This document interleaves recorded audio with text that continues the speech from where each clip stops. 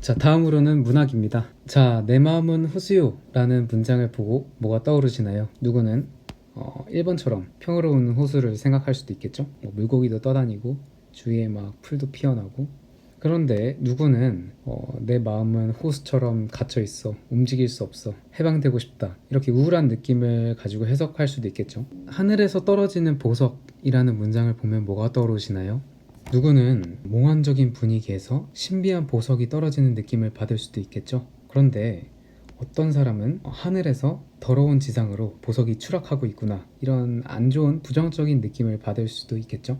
문학작품도 마찬가지입니다. 같은 문장, 같은 글을 보고 누구는 A라고 느끼고 누구는 B라고 느낄 수 있습니다. 그런데 수능 문제라는 건 명백하게 답이 존재해야 되는 시험이죠. 같은 글을 보고 철수는 A라고 느껴서 답이 1번이고 영희는 B라고 느껴서 답이 2번인 상황이 발생해버리면 이것 때문에 틀린 학생들은 다 평가원 고소한다고 난리 나겠죠. 그래서 평가원은 너 어떻게 감상했니? 라고 묻지 않습니다. 평가원은 그래, 너네가 A라고 해석할 수도 있고 B라고 해석할 수도 있어. 그런데 이런 시각으로 한번 해석해 볼래? 이렇게도 해석할 수 있지 않을까? 이렇게 물어본단 말이죠. 그래서 문학 선지를 보면 나는 글을 읽으면서 이렇게 생각은 전혀 안 했지만 읽어보니 충분히 이렇게 해석할 수 있을 것 같아 하면 맞다고 고르시면 됩니다. 왜냐? 문학이라는 건 해석을 다양하게 할 수 있는 장르니까요. 자, 이거는 제가 지은 시입니다. 가트일사구 우산 최고, 비가 우산을 두드린다. 이런 시에 대한 적절한 이해를 골라보아라 라는 문제가 나왔다고 해볼게요.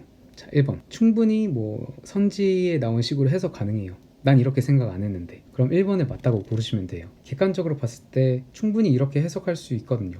그럼 맞다고 보는 거예요.